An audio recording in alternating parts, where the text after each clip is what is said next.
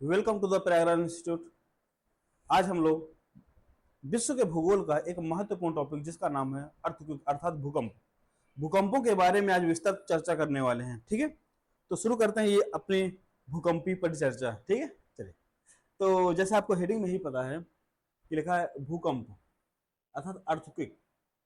Earthquake क्या होते हैं, क्यों आते हैं, सबसे ज्यादा पहले कहाँ आते हैं, इन पर हम लोग विस्तार गहन, और इनमें कौन कौन सी तरंगे होते हैं, पी तरंगे कौन से होते हैं, एस तरंगे कौन से होते हैं, एल तरंगे कौन होते हैं, एल स्टार तरंगे कौन होती हैं, सब आज विस्तार से चर्चा करने वाले हैं। चलिए, तो शुरू करते हैं भूकंप। दरअसल भूकंप होता क्या है? जो भूकंप है दरअसल होता क्या, सुनो।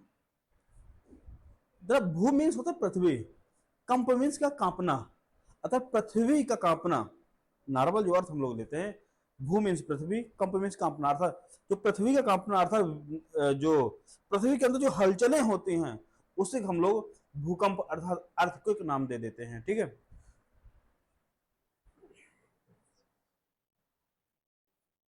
चलिए। तो भूकंप होता क्या है? भूकंप भूपृष्ठ पर होने वाला एक आकस्मिक क्या है, कंपन है। ये अचानक होता है। ये क्या है? अचानक होता है आकस्मिक कंपन है, जो भूगर्भ में चट्टानों के लचीलेपन या समस्थिति के कारण होने वाले समायोजन का क्या है, एक परिणाम होता है। यह होता है भूकंप। जो पृथ्वी के अंदर जो प्लेटें हैं उनमें जो हलचल होती है, ठीक है, जो हमको ऊपरी परतों पे महसूस होती है, वही होता है भूकंप। वही क्या होता है? वही होता है भूकंप। है ना? इसका जो ओरिजिन है, इसका प्रारंभ कैसे होता है, ओरिजिन ऑफ द अर्थक्वेक। तो अर्थक्वेक का प्रारंभ कैसे होता है? यह प्राकृतिक एवं मानवीय दोनों ही कारणों से होते हैं। सर हम तो लगता है कि हमें केवल प्राकृतिक कारण होते हैं, हम देखते हैं जैसे ज्वालामुखी जहां फटते हैं ऐसा हो जाता है, जब प्लेटें टकराती हैं ऐसा हो जाता है, या अभिसरण या अपसरण होता है तब होता है। जी नहीं। तो प्राकृतिक कारण तो है ही हैं, साथ में साथ मानवीय कारण भी है। मानवीय कारण क्या है? जैसे हम लोग ग्रेनाइट कहीं बड़े फोड़ दिए, या पहाड़ कहीं टूट के गिर गया, या हमने बहुत बड़ा डैम बनाया और डैम में क्या, डैम टूट गया तो क्या हुआ, बहुत तेज प्रेशर चट्टानों पर पड़ेगा ना, तो क्या, पृथ्वी कंपन करने लगेगी। ठीक है, तो मानवीय कारण और प्राकृतिक कारण, अर्थात जो भूकंप की उत्पत्ति है, उत्पत्ति में दोनों कारण इंपॉर्टेंट हैं।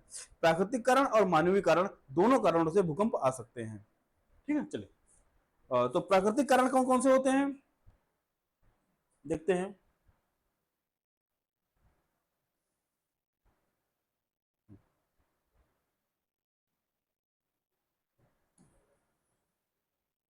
देखते हैं प्राकृतिक कारण कौन कौन से हैं।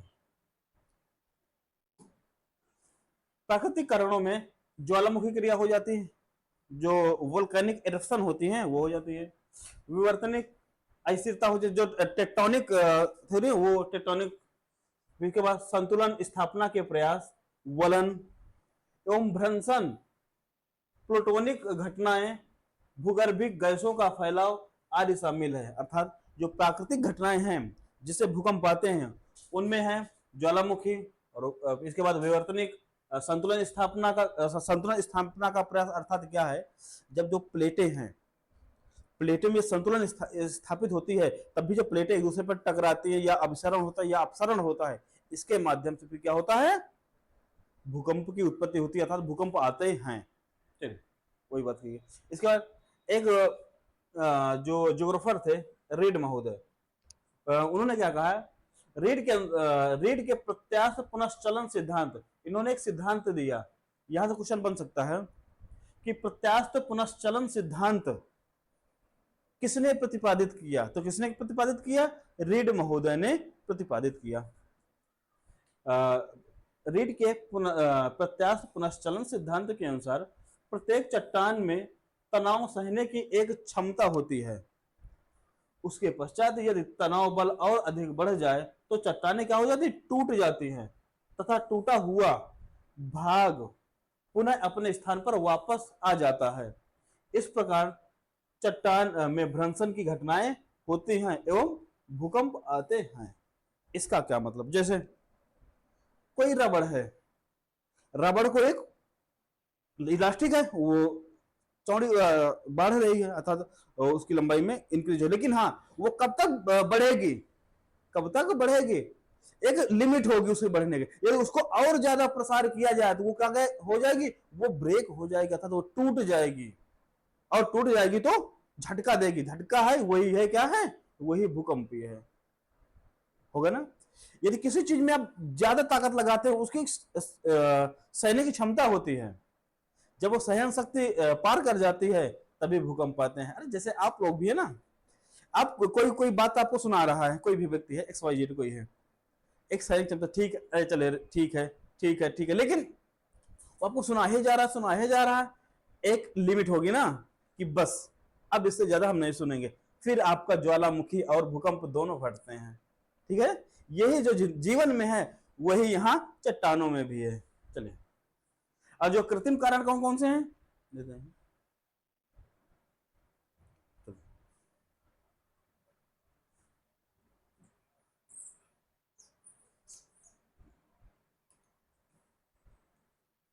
और जो कृत्रिम कारण, कृत्रिम कारणों में हम लोग देखते हैं, चलिए, और जो कृत्रिम कारण है, कृत्रिम कारण या मानव निर्मित कारण, कृत्रिम या मानव निर्मित भूकंप मानवीय क्रियाओं की अवैज्ञानिकता के परिणाम स्वरूप होते हैं। इस संदर्भ में विवर्तनिक रूप से अस्थिर प्रदेशों में सड़कों, बांधों, विशाल जलाशयों आदि के निर्माण का उदाहरण है। ठीक है, जब ये निर्माण होते हैं, मान लो कोई पहाड़ तोड़कर निर्माण, तो जो पहाड़ टूटते हैं तभी भूकंपीय घटनाएं हो सकती हैं। ठीक है, ये मानव निर्मित कारण हो सकते हैं। और ये जब हम लोग परमाणु परीक्षण करते हैं, परमाणु परीक्षण में भी जो भूकंप आते हैं सब ये क्या हो, ये मानव निर्मित कारणों में आ जाते हैं। ठीक है, और जो भूकंप है,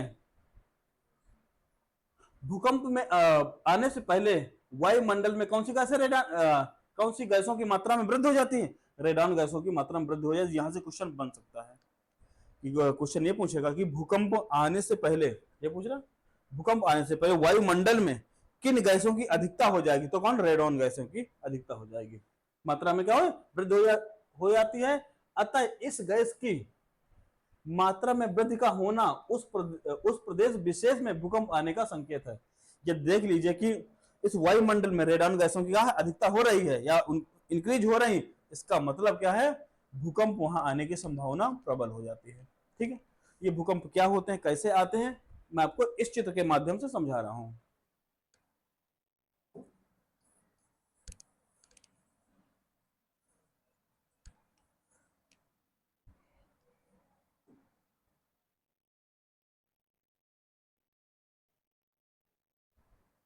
चलिए, तो भूकंप कैसे आते हैं पहले सुनिए। मान लीजिए ये कोई सेंटर है, पृथ्वी का आंतरिक भाग है, ठीक है, मान लीजिए ऐसा कोई है, ये पृथ्वी का आंतरिक भाग, ठीक है। तो यहां से मान लो गैसें उठी, और ये किस मंडल में होती हैं, मैं आपको समझाइए दे रहा हूं आपको।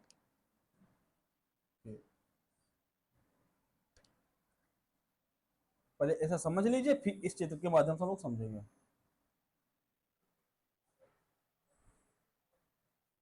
ठीक है, आपने पढ़ा होगा, ये क्रस्ट है, ये मेंटल है, ये कोर है। ठीक है, ठीक है, अब मेंटल में ही 100 से 200 किलोमीटर रेंज में एक इलाका हो दिया, जिसको हम लोग बोलते हैं LVZ, अर्थात लो वेलोसिटी जोन, अर्थात निम्न गति का मंडल। यही से क्या क्या होता, किरणें निकलती हैं, और यही यहीं से ही भूकंपी और ज्वालामुखी घटनाएं होती, किसे, मेंटल में, वो भी LVZ जोन, अर्थात लो वेलोसिटी जोन से। ठीक है, चलिए,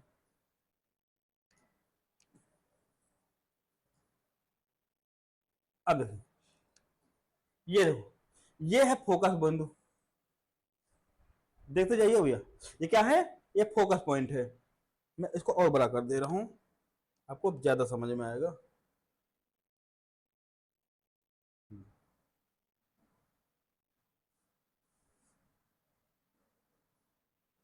यस, अब आपको ज्यादा समझ, ये फोकस बिंदु है, ठीक है। ये क्या है, ये फोकस है।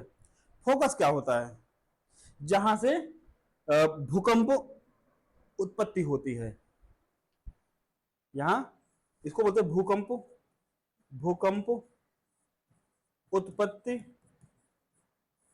बिंदु। जो भूकंप उत्पत्ति बिंदु है, क्या, भूकंप उत्पत्ति बिंदु, वही है क्या है, फोकस है, वही क्या है, फोकस। और जहां से ये किरणें उठना शुरू हुई वही है क्या, फोकस। लेकिन और जहां फोकस से सीधे 90 डिग्री, फोकस से सीधे 90 डिग्री पर, जहां पर पृथ्वी का जो क्रस्ट है, पृथ्वी फोकस से 90 डिग्री ऊपर, अर्थात जहां पृथ्वी पर सबसे पहले किरणें, वो भूकंपी तरंगे टकराती हैं पृथ्वी पर, जहां भूकंपी तरंगे क्या करती हैं, टकराती हैं, उसी बोलते हैं एपी सेंटर। क्या बोलते हैं, एपी सेंटर। देखिए जैसे मान लीजिए ये एलवीजेड है, मान लीजिए यहां से भूकंपी तरंगे शुरू हुई, निकली, और तो इसको बोल देते हैं लोग क्या, फोकस। और जहां से ये तरंगे सीधे पृथ्वी के ऊपरी भाग पर टकराती हैं, और यही से ही विभिन्न जगहों पर क्या करती हैं, फैलती हैं, तो इसी को बोलते क्या है, ईपी सेंटर। क्या बोलते हैं, ईपी सेंटर। ईपी सेंटर इसी को बोलते हैं अधिकेंद्र। क्या बोलते हैं, अधिकेंद्र, ठीक है। एपी सेंटर समझ में आ गया। फोकस, फोकस जहां से उत्पत्ति होती है, ठीक है, फोकस होता है। और फोकस से जहां किरणें निकलती हैं और पृथ्वी के ऊपरी भाग पर सब पे टकराती हैं, उस क्षेत्र को बोलते हैं एपिसेंटर। इसलिए कहा जाता है ना कि यहां एपिसेंटर, और जहां एपिसेंटर बनेगा सबसे ज्यादा नुकसान वही होगा, ठीक है, वही सबसे ज्यादा इफेक्ट करेंगे। तो आपको एपिसेंटर और जो फोकस है, दोनों बातें समझ में आ गई होंगी। आइए भैया अपने पर,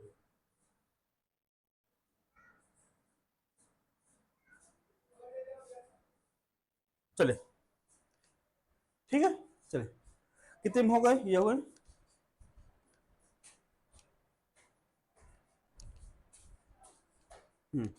देखिए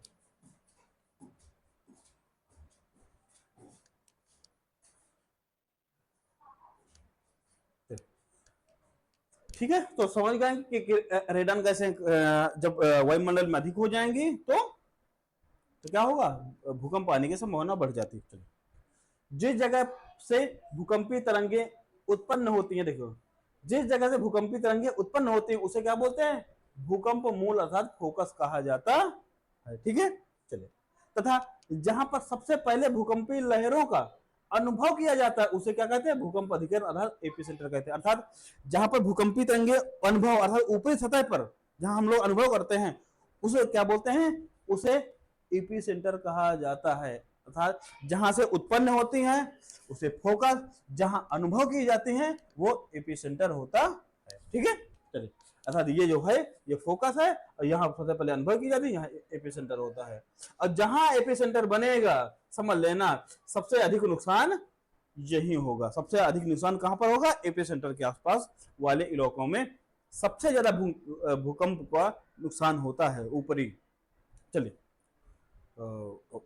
चलिए,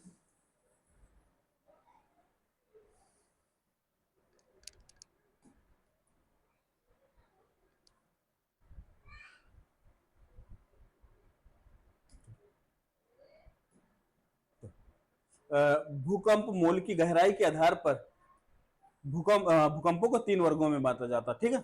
जो भूकंप मूल की गहराई अर्थात जो फोकस की गहराई के आधार पर इन्हें 3 वर्गों में बांटा जाता है। किनको, भूकंपों को। कौन कौन से हैं, एक है सामान्य भूकंप। सामान्य भूकंप होते हैं ये 0 से 50 किलोमीटर, ठीक है। जो मध्यवर्ती होते हैं ये 50 से लेकर 250 किलोमीटर तक होते हैं, और जो गहरे भूकंप होते हैं ये 250 से 700 किलोमीटर की गहराई पर होते हैं। इन्हें पाताली भूकंप भी कहते हैं। क्या बोलते हैं, इन्हें पाताली भूकंप कहते हैं। भू भूकंप के इस दौरान जो ऊर्जा भूकंप मूल से निकलती है उसे प्रत्यास्थ ऊर्जा कहते हैं। इंपॉर्टेंट, इलास्टिक एनर्जी, ये क्वेश्चन काफी बार आया है कि भूकंप मूल से जो एनर्जी निकलती है उसे क्या बोलते हैं, उसे इलास्टिक एनर्जी या प्रत्यास्थ ऊर्जा कहा जाता है। ठीक है, चलिए अब आते हैं भूकंपों का वर्गीकरण। भूकंप कितने प्रकार के होते हैं, ठीक है, उनका वर्गीकरण हम लोग करते हैं। तो समांतर जो भूकंप होते हैं, इनको दो वर्गों में हम लोग बांटते हैं।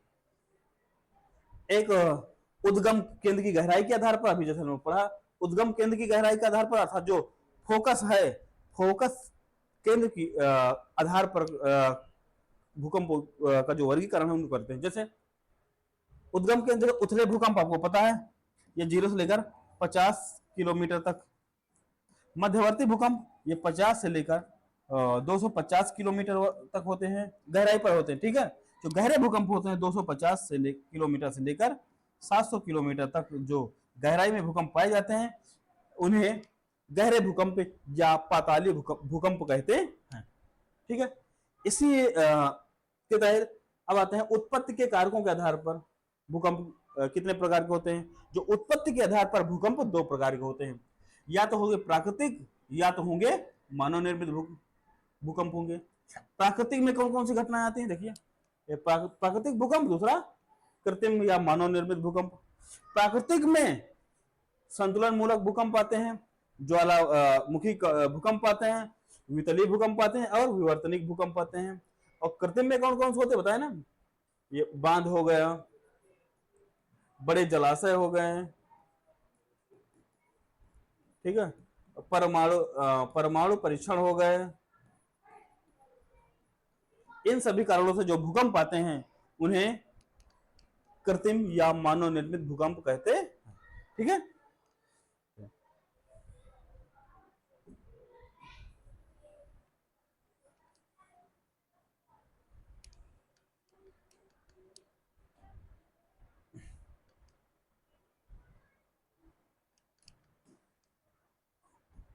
अब देखते हैं भूकंप के दौरान कई प्रकार की भूकंपीय तरंगे अर्थात सिस्मिक वेव उत्पन्न होती हैं।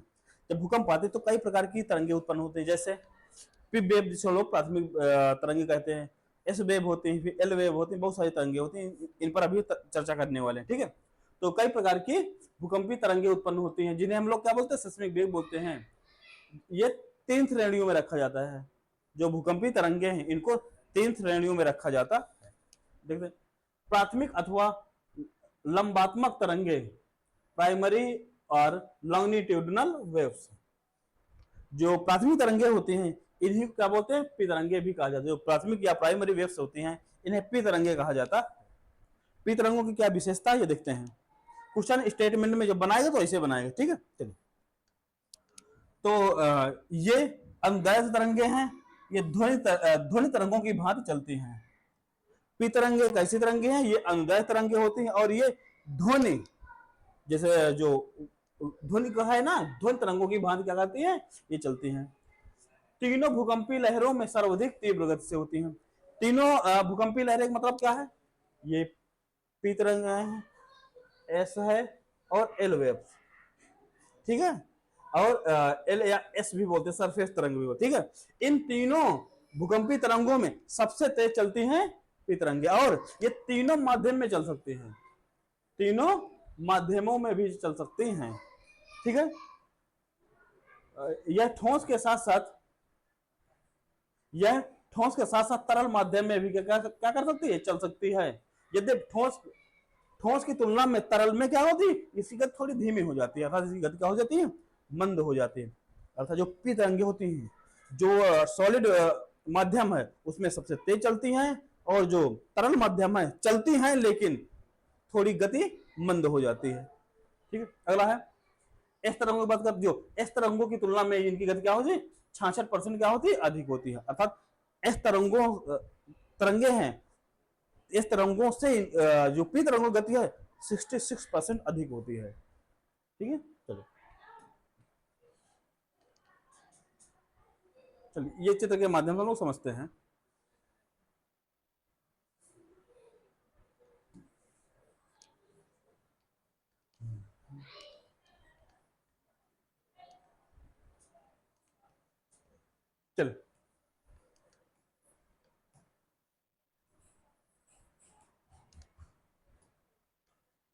ये है पृथ्वी आपका, ठीक है।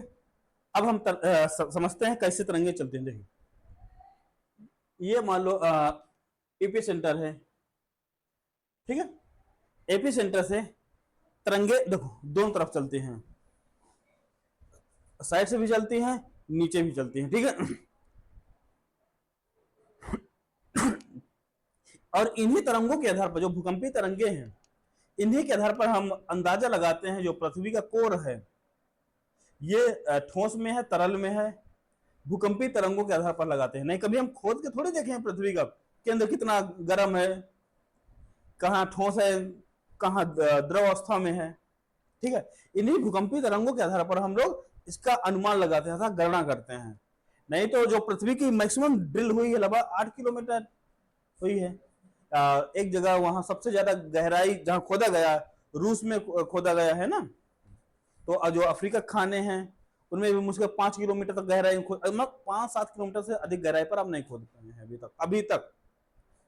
क्योंकि जब जब हम लोग पृथ्वी के नीचे जाएंगे ना, टेम्परेचर क्या हो या बढ़ता जाएगा, ठीक है। और जो भी चीजों की जो मेल्ट होना शुरू हो जाएगी। देखिए, ये एपिसेंटर है, एपिसेंटर से दोनों तरंगे चलती हैं। कौन तरंगे?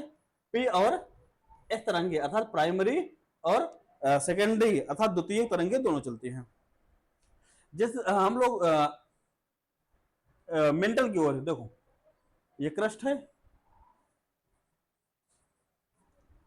और ये इसको मेंटल बोल देते हैं। ये कोर है, कोर को क्या सॉलिड बोल देते हैं, ठीक है।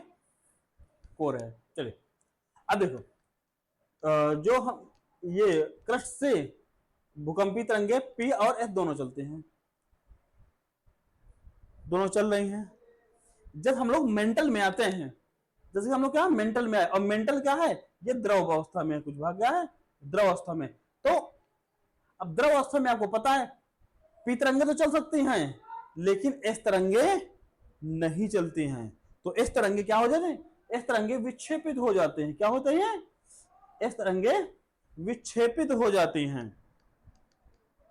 दोनों तरफ से क्या, एस तरंगे विक्षेपित हो जाते हैं। ये इस तरंगे क्या हो जाती हैं, विक्षेपित हो जाते हैं। और लेकिन पी तरंगे मेंटल में चली तो, लेकिन इनकी जो गति है मेटल, इनकी गति क्या हो जाती है, मंद हो जाती है। इनकी गति क्या हो जाती है, मंद हो जाती है। और जब हम कोर में पहुंचती हैं, कोर में पहुंचते ही क्या, इनकी गति फिर बहुत तेज हो जाती है। इससे क्या पता चलता, देखिए जब हम देखते हैं क्रस्ट में, आपको मैं एक चित्र बना दे रहा हूं।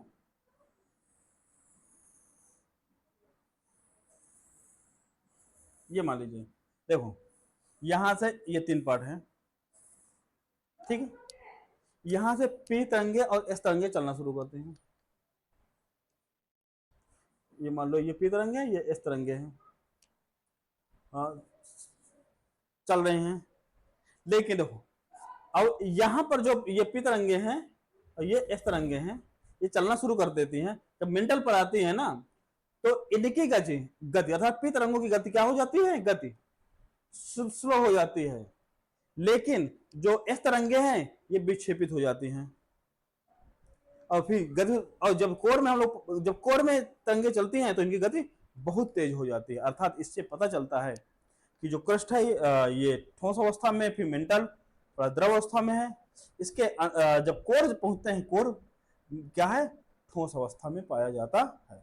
ये क्यों है, हम लोग जो क्रस्ट पृथ्वी के जो आंतरिक संरचना पढ़ेंगे उस पर हम लोग चर्चा करेंगे। क्योंकि अभी हम भूकंप की चर्चा कर रहे हैं, इसलिए यहाँ कितनी गति होती है, कहां पर होती है, कितनी गहराई पर होता है, ये सब बातें हम लोग पृथ्वी की आंतरिक संरचना पढ़ेंगे, ठीक है। Internal structure of the earth, इस वाले टॉपिक में हम लोग आगे डिस्कस करेंगे। अभी हम केवल भूकंप की बातें डिस्कस कर ले रहे हैं। चलिए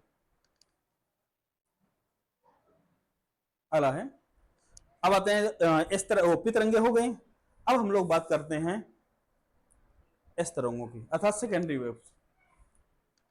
अनुप्रस्थ, उनको अनुदैर्ध्य, दोनों में तुलना करना। जो पी तरंगे हैं उन्हें अनुदैर्ध्य कहते हैं, अनुदैर्ध्य तरंगे। और ये ध्वनि की गति की, जैसे ध्वनि चलती है ना, ध्वनि ध्वनि की तरंगों की तरफ, ध्वनि जैसे ध्वनि की तरंगे चलती है वैसे ही चलती है अनुदैर्घ्य अर्थात पी तरंगे, ठीक है।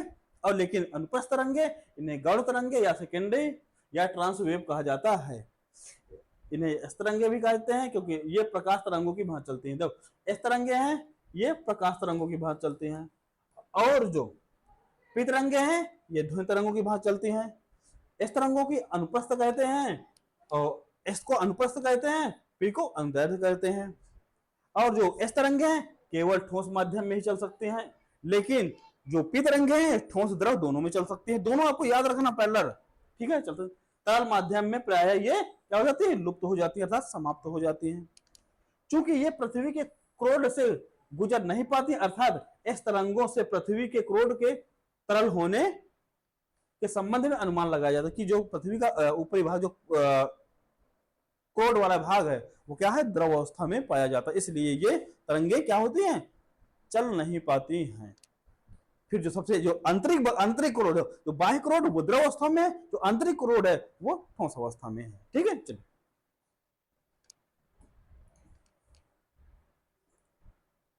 और ये पी तरंगों की तुलना में इनकी गति 40% क्या होती है, कम होती है। अब आते हैं तीसरी तरंगे। अभी तक हम लोग पढ़ लिए, एक पी तरंग पढ़ लिए, एस तरंग पढ़ लिए, अब आते हैं एल तरंगे, ठीक है। इन्हीं को लव वेव्स भी बोला जाता है, ठीक है। इन्हीं को धरातली तरंग या लव वेव्स बोला जाता है, ठीक है। तो हमने पी तरंग पढ़ा, एस तरंग पढ़ा। पी तरंग जो अनुदैर्घ्य होती हैं, एस तरंग अनुप्रस्थ होती हैं। जो एस तरंग होती है वो प्रकाश तरंग की भांति चलती है, जो पी तरंगे होती हैं वो ध्वनि तरंगों की भांति चलती हैं। इनमें कोई कंफ्यूजन नहीं है। चलते हैं एल तरंग की। इन्हें धरातली तरंग या सरफेस वेव या लॉन्ग पीरियड वेव से कहा जाता है।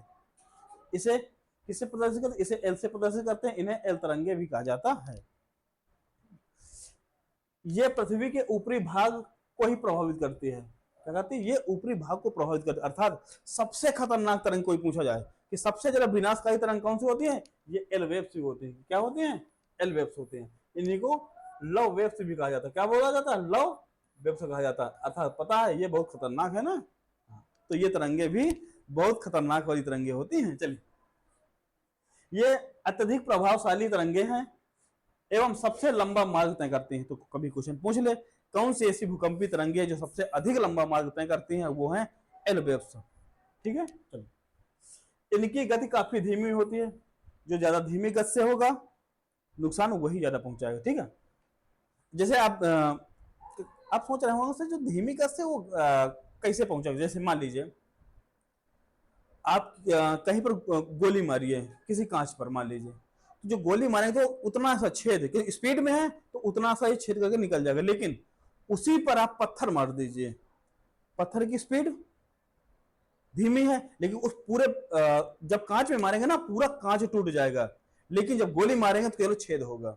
अर्थात स्पीड तो निकल गई ना, तो नुकसान थोड़ा किया। लेकिन जब पत्थर मारेंगे क्योंकि उसकी वेग क्या है, स्लो है, तो पूरे पत्थर जो शीशा है ना पूरे को क्रैक कर देगा, अर्थात पूरे शीशे की को नष्ट कर देगा, ठीक है। तो ये क्या है, इसकी गति क्या है, धीमी है, लेकिन सबसे ज्यादा नुकसान यही तरंग पहुंचाती है और सबसे देर में तरंगे पहुंचती हैं।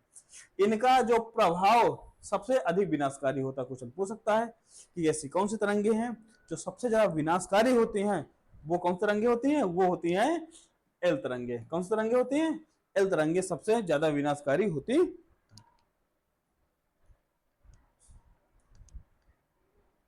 देखिए,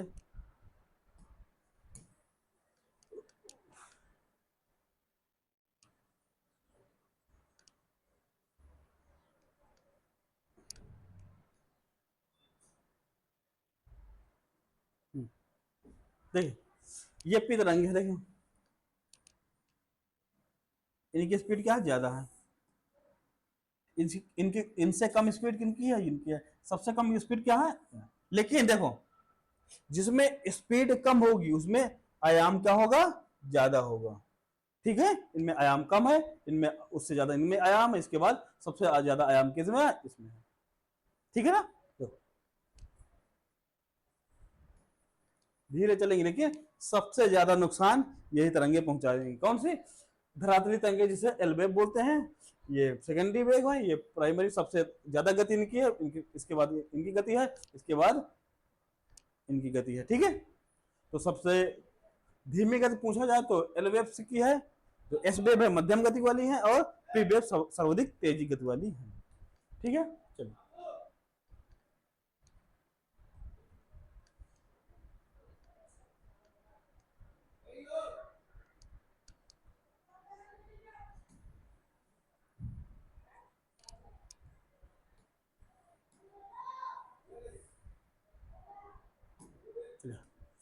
अब दूसरा पॉइंट देखते हैं।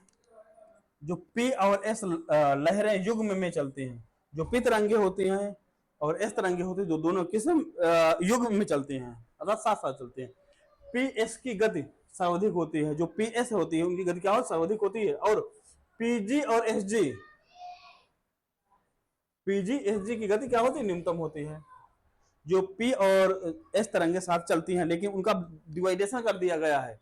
ये जो पी एस की गति सर्वाधिक होती है, लेकिन अब पीजी और एस जी होती है, इनकी गति क्या होती है, सबसे न्यूनतम होती है। इसके बाद तरंगे होती है पी स्टार और एस स्टार की गति दोनों के मध्य में होती है। इन तरंगों की गति तथा भ्रमण पथ के आधार पर पृथ्वी के आंतरिक भाग के विषय में जानकारी प्राप्त की जाती है। देखो, अब मैं गति के बारे में आपको बता दे रहा हूं। देखो, तरंगे होते हैं, एक पी तरंग होती है, एक होती है एस तरंगे, दोनों साथ साथ चलती हैं और इनकी गति सबसे ज्यादा होती है। इसके बाद तरंगे होती हैं पीजी और एसजी, इनकी गति सबसे न्यूनतम, इनकी सर्वाधिक। और इसके बाद जो होते हैं पी स्टार और एस स्टार, इनकी गति क्या होती है, इनकी गति क्या होती है, मध्यम होती है। आप क्वेश्चन जो पूछे आप बता लेंगे ना, सबसे ज्यादा पी और एस की गति, इसके बाद पी स्टार एस स्टार, और जो सबसे कम गति होती है पीजी और एस जी की होती है। ठीक है, चलिए अब बात करते हैं जिन संवेदनशील यंत्रों द्वारा भूकंपी तरंगों की तीव्रता मापी जाती है उसे क्या बोलते हैं, भूकंप लेखी या सिस्मोग्राफ कहा जाता है। भूकंपी तरंगों की जो जहां तीव्रता मापी जाती है उसे क्या बोला जाता है, उसे सिस्मोग्राफ कहा जाता है। ठीक है, इनके 3 स्केल होते हैं, जो मापने के 3 स्केल होते हैं। कौन कौन से स्केल हैं? पहला स्केल है रॉसी, इसे फिर रॉसी फेरल स्केल कहा जाता है। इसके मापक 1 से लेकर क्या होते हैं, 11 रखे जाते हैं। रॉसी फेरल जो मापक होता है, जिसके नंबर होते हैं 1 से 11 तक होते हैं। ठीक है, सबसे इंपॉर्टेंट क्वेश्चन ये पूछता है मार्केली। रॉसी फेरल अभी तक क्वेश्चन तो नहीं आया, लेकिन मार्केली से आता है। ठीक है, मार्केली स्केल यह अनुभव प्रधान स्केल है, इसके 12 मापक होते हैं। अर्थात जब डिस्ट्रॉय हो जाता है, ठीक है, उसके आधार पर कितनी तीव्रता का भूकंप आता है, इसके बाद मापा जाता है। जब तरंगे आकर चली गई, नष्ट हो गया, ठीक, इसके बाद देखा जाता है कितना नुकसान हुआ, नुकसान के आधार पर नापा जाता है क्या, मार्केली स्केल। ठीक है, ठीक है, चलिए अगला है रिक्टर स्केल। ये बहुत इंपॉर्टेंट है। दो मार्केली और रिक्टर स्केल दोनों इंपॉर्टेंट है, मार्केली और रिक्टर स्केल। रिक्टर स्केल यह गणितीय मापक है जिसकी तीव्रता 0 से 9 तक होती है, 0 से 9 तक। और मार्केली की देखो, जो मार्केली होता है, मार्केली याद रखिएगा, ये 1 से 12 तक होता है, 1 से 12 तक। लेकिन जो रिक्टर होता है 1 से 9 तक होता है।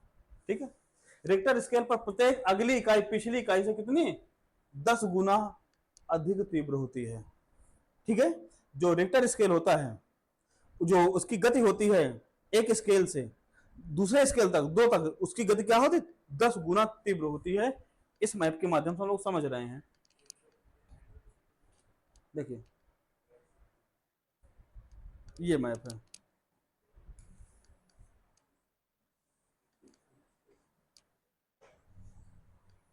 देखिए ये मैग्नीट्यूड के आधार पर देखते हैं इसको। देखो ये 1 है, इसके बाद 0 पर बढ़ा, 10 बढ़ गया, 1 पर बढ़ा, ये देखो 2 घाट, 3 घाट, 4 घाट, ऐसे क्या होगा, ये बढ़ता जाएगा। ठीक है, 10 गुना, मतलब 1 बढ़ा, मान लीजिए 0 शुरू हुआ, 0 से 1 में आ रहा है, 10 बढ़ेगा, 10 और फिर 1 से 2 में जाने पर तो क्या 100 हो जाएगा, गुना बढ़ रहा है। फिर इसके बाद 3 जाने पर 1000 हो, ऐसे बढ़ता जाएगा। घात 1, घात 2, फिर 4, 3, 4, 5, 6, 7, 8, 9, पूरे घात अर्थात गुना में ये क्या हो जाता जाएगा, बढ़ता जाएगा। मार्केल स्केल है, और जो स्केल होते हैं 1 से 9 तक होते हैं, ये स्केल है, ये स्केल 1 से 9 तक होते हैं। ठीक है,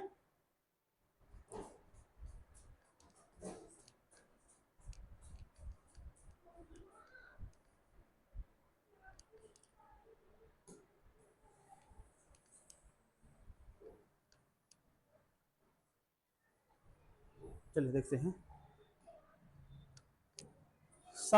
इंपॉर्टेंट है, समान भूकंपी तीव्रता वाले स्थानों को मिलाने वाली रेखा क्या कहते हैं, समभूकंपी रेखा कहते हैं। क्या कह रहा है, समान भूकंपी तीव्रता को मिलाने वाली रेखा को समभूकंप रेखा या भूकंप समाघात रेखा कहा जाता है, या आइसोसिस्मल लाइन कहते हैं, एक ही। ठीक है, चलिए जैसे देखें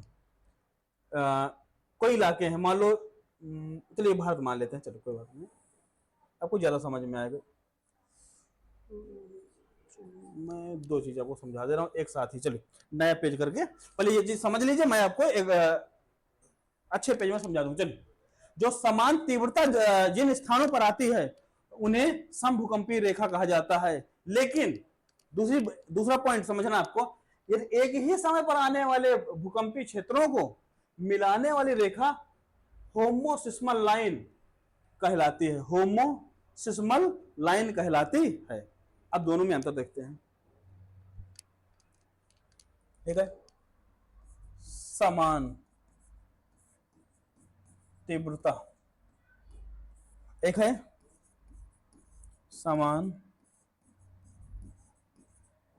समय, ये बोला ना, समान भूकंपीय तीव्रता। ठीक है, समान तीव्रता जब आएगी, मान लो कोई स्थान है, एक स्थान ए है, बी है, सी है, डी है, ई है, मान लो कोई ऐसा दिया,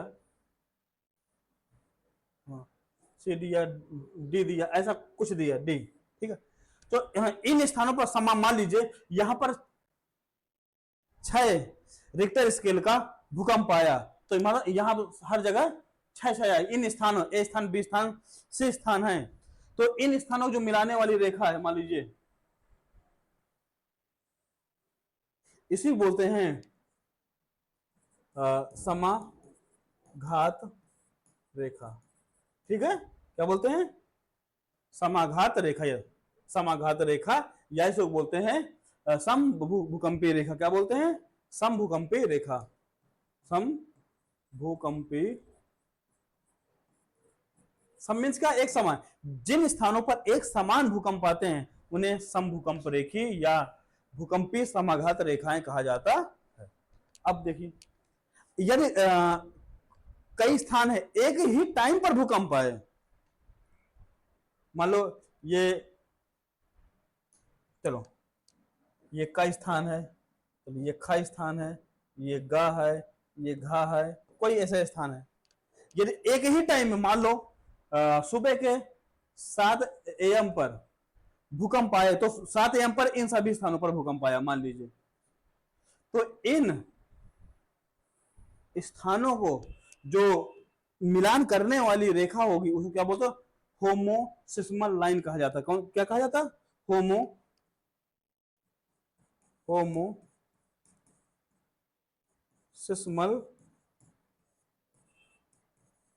लाइन कहते हैं। ठीक है, होमोसिस्मल लाइन कहा जाता है। तो एक समान भूकंप आने वाली रेखा कहा जाता है। ठीक है, चलिए समझ गए। चलिए अगला है भूकंपों का विश्व वितरण।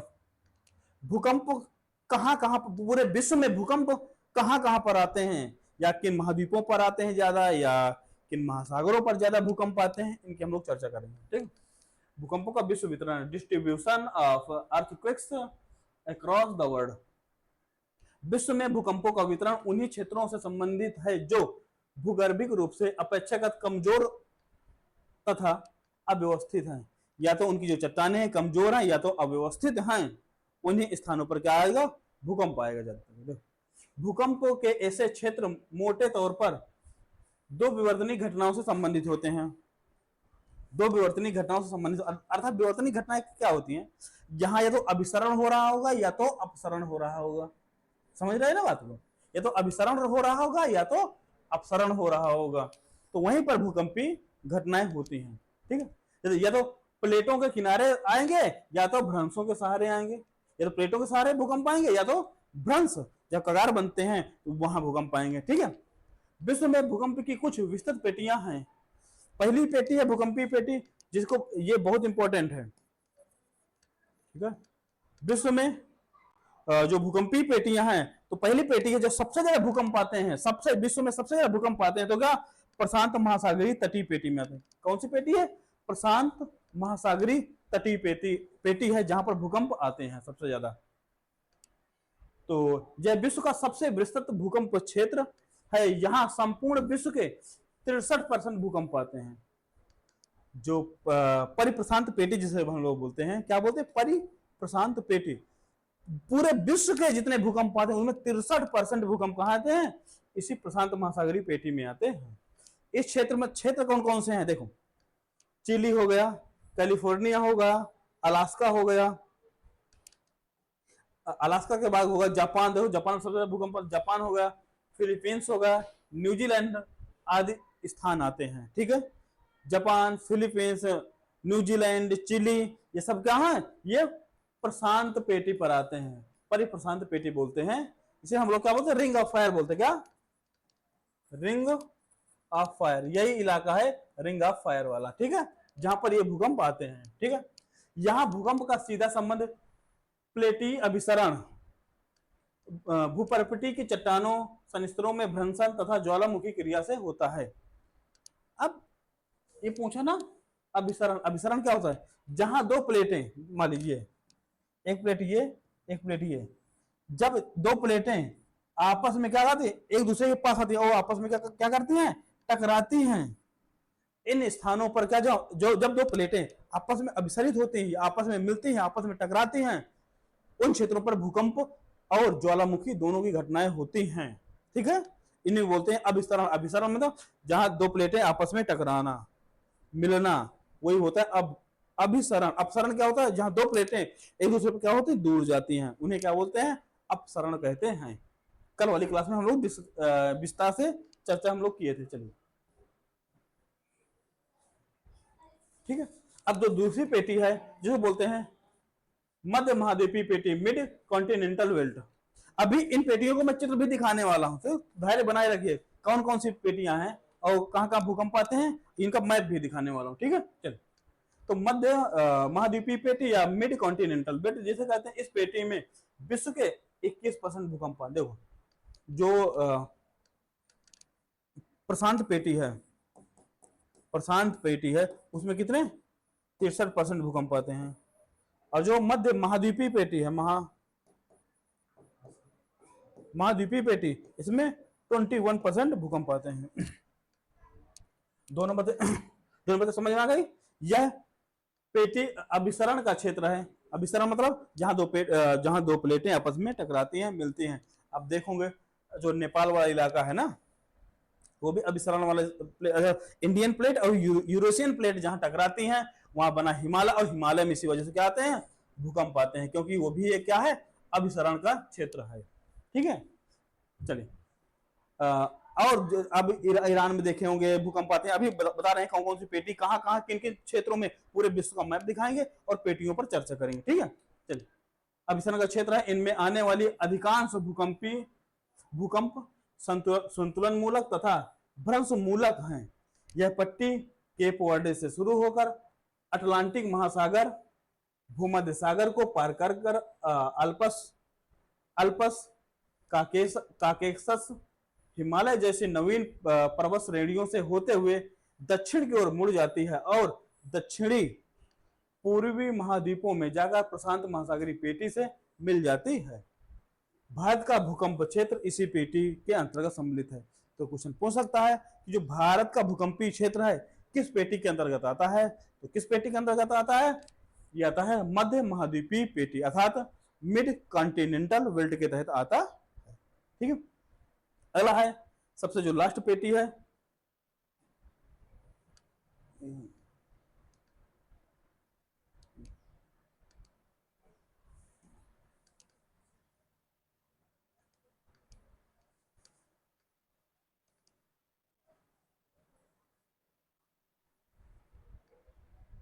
तो सबसे लास्ट पेटी है मध्य अटलांटिक पेटी। ठीक है, मध्य अटलांटिक पेटी अर्थात मिड अटलांटिक बेल्ट, यह मध्य अटलांटिक कटक में स्पिटवर्जन तथा आइसलैंड, आइसलैंड का उत्तर में, ठीक है, स्पिटवर्जन तथा आइसलैंड ये सब उत्तर में से लेकर बोबेट द्वीप, बोबेट द्वीप कहां पर? दक्षिण में, अभी बताने वाले हैं, बोबेट द्वीप तक विस्तृत है।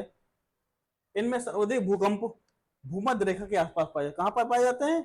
मध्य अटलांटिक पेटी में भूमध्य रेखा के आसपास ज्यादा भूकंप पाए जाते हैं। सामान्यतः इस पेटी में कम तीव्रता के भूकंप आते हैं। तो क्वेश्चन पूछ सकता है कि किस पेटी में सबसे कम तीव्रता के भूकंप आते हैं? वो है मध्य अटलांटिक पेटी में। ठीक है, मध्य अटलांटिक पेटी में सबसे निम्न स्तर के भूकंप आते हैं एवं इनका संबंध पेट्रोल के अपसरण से एवं रूपांतरण से होता है। देखो, जहां पर अभिसरण होगा तो सबसे तेज भूकंप वहां आएंगे, लेकिन जहां पर अपसरण होगा अर्थात प्लेटें दूर जाएंगी या संरक्षित होंगी तो क्या होगा?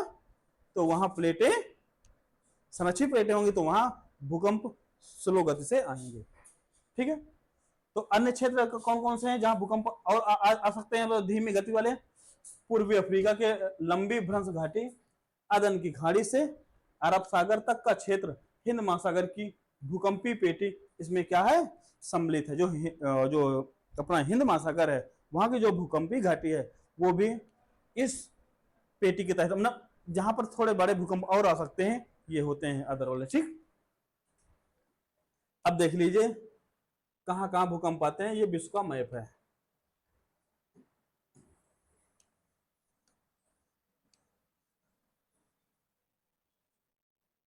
देखिए,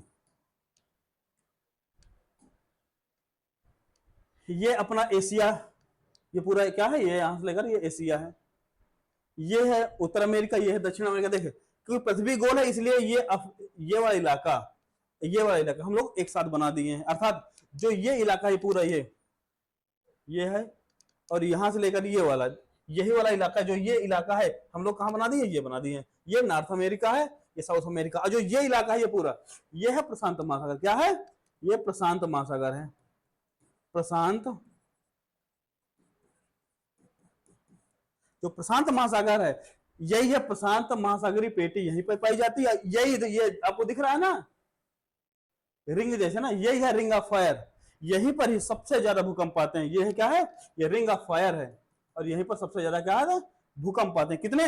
लगभग 63% भूकंप पूरे विश्व के भूकंप जितने आते हैं इसी पेटी में आते हैं। अर्थात जो परिप्रशांत पेटी है या प्रशांतीय पेटी या परिप्रशांत पेटी, वहीं पर सबसे ज्यादा भूकंप आते हैं। और जापान, चिली, न्यूजीलैंड, इन सभी इसी पेटी के अंतर्गत आते हैं, जो सर्वाधिक भूकंप वाला इलाका है। ठीक है, अब आ जाता है मध्य महाद्वीपीय पेटी, मिड कॉन्टिनेंटल, यहाँ 21% आते हैं। देखो, ये एशिया, देखो ये है भारत, है भारत। तो भारत भी किस पेटी के अंतर्गत आता है? मध्य महाद्वीपीय पेटी के अंतर्गत भारत आता है। अर्थात एशिया और यूरोप में, क्वेश्चन पूछ सकते ना, एशिया और यूरोप में जो भूकंप आते हैं वो किस पेटी के तहत आते हैं? वो आते हैं मध्य महाद्वीपीय पेटी। कौन किस पेटी के तहत? मध्य महाद्वीपीय पेटी के आते हैं। एशिया और यूरोपीय वाले जो भूकंप आते हैं ये सब आते हैं। चले, अब आते हैं मध्य अटलांटिक पेटी। इसमें जो बच्चे कुछ 16% भूकंप, कितने? 16% भूकंप आते हैं। किसमें? मध्य अटलांटिक पेटी। दरअसल ये है अटलांटिक महासागर। कौन है?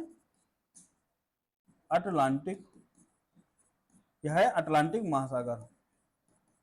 अब देख रहे हैं ये अफ्रीका वाला इलाका है, और ये उत्तर अमेरिका दक्षिण अमेरिका इलाका है, ठीक है। तो यहाँ पर जो पेटी पड़ती है, बुबेट द्वीप हो गया, बहुत सारे द्वीप, ये इधर आइसलैंड हो गया, आइसलैंड हो गया, ठीक है।